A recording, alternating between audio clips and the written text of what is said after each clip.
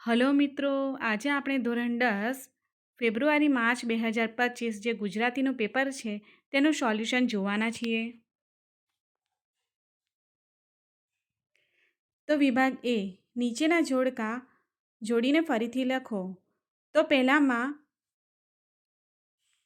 D આવશે, બીજામાં ઈ આવશે, ત્રીજામાં ક આવશે અને ચોથામાં બ આવશે. ત્યારબાદ પ્રશ્ન બ છે, ખાલી જગ્યા પૂરો. ભૂલી ગયા પછી કૃતિ ત્રીજો પુરુષ મૂળ સંગ્રહમાંથી લેવાય છે. છઠ્ઠો પ્રશ્ન છે, છત્રી કૃતિમાં ભૂલકાપણામાંથી ખાલી જગ્યા નિષ્પન્ન થાય છે. તો અહીં જવાબ આવશે નિર્દોષ હાસ્ય. પ્રશ્ન 7 છે, વટપત્રમાં સૂતેલા ભગવાનના મોઢા પર ખાલી જગ્યા હાસ્ય હતું. તો જવાબ આવશે ભુવન મોહન હાસ્ય હતું.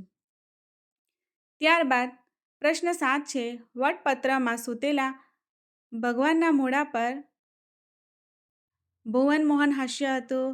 પ્રશ્ન 8 છે, ડાંગવનો અને કૃતિમાં લેખક કવિ ખાલી જગ્યાને યાદ કરે છે. તો જવાબ આવશે રાજેન્દ્ર શુક્લ.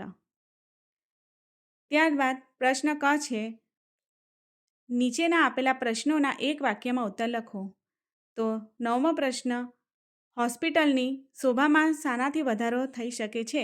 તો જવાબ આવશે હોસ્પિટલના મોટાભાગના ખાટલા ખાલી પડી રહેવાથી તેમની શોભામાં વધારો થાય છે. પ્રશ્ન 10 છે, હિમાલયમાં એક સાહસ કૃતિમાંથી શું પ્રગટ થાય છે? તો સાહસ અને હિમાલય પ્રેમ પ્રગટ થાય છે. ત્યારબાદ ડ છે, નીચેના પ્રશ્નના 3-4 વાક્યમાં ઉત્તર લખો. ત્યારબાદ વિભાગ બી, નીચેના જોડકા યોગ્ય રીતે જોડીને ફરીથી લખો. સાહિત્યકાર અને સાહિત્યની કૃતિ આપેલી છે. તો વિનોદ જોશી.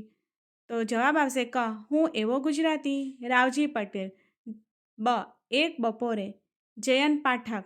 ઈ, વતનથી વિદાય લેતા. ગંગા સતી. સિલવંત સાધુને. ત્યારબાદ બ, ખાલી જગ્યા પૂરો. પ્રશ્ન 21, ગંગા સતીએ ખાલી જગ્યાને નજર સામે રાખી ભજનો રચ્યા. તો જવાબ આવશે પાનબાઈ. 22મો પ્રશ્ન છે, મોરલીના આભમાં ખાલી જગ્યાના નામનો મયંક ઉગે છે. જવાબ આવશે શ્યામ. 23મો પ્રશ્ન છે, કુટુંબ જીવનના સંબંધોનું મધુર ચિત્ર ખાલી જગ્યા કાવ્યમાં છે. ચાંદલિયો. પ્રશ્ન 24, વતનથી વિદાય થતાં કવિ વતનને પ્રત્યેનો ખાલી જગ્યા અનુભવે છે. તલસાટ. ત્યારબાદ ક, આપેલા પ્રશ્નના એક વાક્યમાં ઉત્તર લખો. 25મો પ્રશ્ન છે, ગરીબ સ્ત્રીની ચૂંદડી ક્યાં સુધી સાથે રહે છે? તો તેમના કફન સુધી. 26મો પ્રશ્ન છે, કવિની દ્રષ્ટિએ ભારવાળો મુગટ એટલે શું? તો જવાબદારીવાળો મુગટ એટલે ભારવાળો મુગટ. ત્યારબાદ ડમાં નીચે આપેલા 3-4 વાક્યમાં ઉત્તર લખો. ત્યારબાદ પ્રશ્ન ઈ છે, નીચેના આપેલા 8-10 વાક્યના મુદ્દાસર ઉત્તર લખો. ત્યારબાદ વિભાગ સી, જે વ્યાકરણ છે, આપેલા વિકલ્પોમાંથી સાચો વિકલ્પ પસંદ કરીને જવાબ લખો. 33મો પ્રશ્ન છે, નીચે શબ્દની સાચી જોડણી શોધીને લખો. તો કીડિયારુનું જવાબ આવશે કીડિયારું. સાનિધ્યની સાનિધ્ય. 34મો પ્રશ્ન છે, ચતુર્માસ શબ્દની સાચી સંધિ છોડો. તો ચાતુહ વત્તા માસ એટલે કે ચતુર્માસ. ત્યારબાદ 35મો પ્રશ્ન છે, તેજપુંજ શબ્દનો સમાસ ઓળખાવો. તો તેજપુંજ શબ્દનો સમાસ આવશે તત્પુરુષ સમાસ. 36મો પ્રશ્ન છે, નીચે આપેલા બંને શબ્દોના જોડણી ભેદે થતો અર્થભેદ જણાવો. સૂર એટલે નાદ થશે અને સૂર એટલે દેવ થશે. 37મો પ્રશ્ન છે, ભાવાર્થ બનીએ તો નજરની પીછીને ધૂળ ઉપર પસવારી રહી હતી. વાક્યના અલંકારનો પ્રકાર જણાવો. તો રૂપક અલંકાર આવશે. સુરક્ષિત શબ્દમાં કયો પ્રત્યય આવેલો છે તે જણાવો. તો સુરક્ષિત શબ્દમાં પૂર્વ પ્રત્યય આવેલો છે. રક્ષિતના આગળ શું લાગેલો છે એટલે સુરક્ષિત થશે. નીચેના શબ્દનો સમાનાર્થી શબ્દ શોધીને લખો. ઓઠ એટલે સહારો થશે. ત્યારબાદ સાંજ એટલે સંધ્યા થશે. પ્રશ્ન 40 છે, કંચન સંજ્ઞાનો આપેલા વિકલ્પમાંથી સાચો પ્રકાર શોધીને લખો. તો કંચન સંજ્ઞા એટલે દ્રવ્યવાચક સંજ્ઞા થશે. નીચેના પ્રશ્નના માંગ્યા મુજબ જવાબ લખો.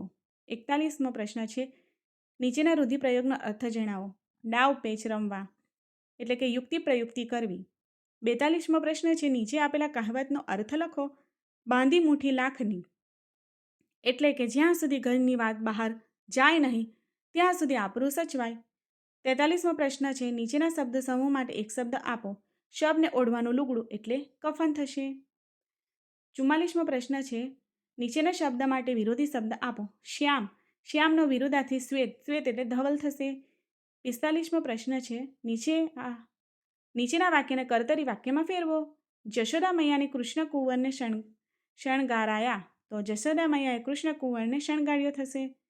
46મો પ્રશ્ન છે નીચે તળપદા શબ્દનું શિષ્ટ રૂપ લખો. ખોભણ એટલે ગુફા થશે. ત્યારબાદ 37મો પ્રશ્ન છે નીચેના વાક્યમાંથી વિશેષણ છોડી તેનો પ્રકાર લખો. તીર્થ થોડા ડગલા આગળ ચાલ્યો, તો અહીં તીર્થ એ વિશેષણ છે. થોડા એટલે વિશેષણ છે, થોડા એટલે માત્રા સૂચક વિશેષણ છે. 38મો છે નીચેના વાક્યમાંથી ક્રિયા વિશેષણ શોધી તેનો પ્રકાર જણાવો. તે ઘર કદી ન જઈને કંચન વરસે મેં, તો આમાં કદી એ વિશેષણ છે, સમયવાચક વિશેષણ. 49મો પ્રશ્ન છે સૌંદર્ય શબ્દના ધ્વનિ ઘનિષ્ઠ એટલે કે સ્વર વ્યંજન છૂટા પાડો.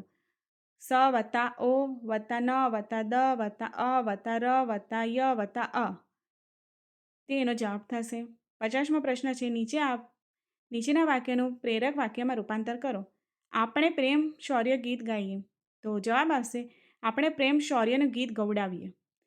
પ્રશ્ન 51 છે નીચેના પંક્તિના છંદ ઓળખો.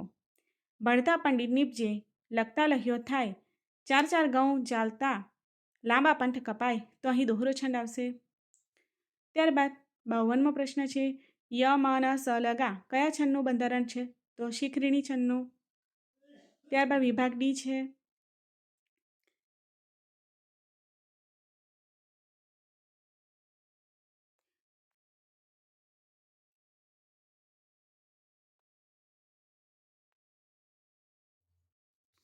મિત્રો, તમારું પેપર સારું ગયું હશે એવી હું આશા રાખું છું.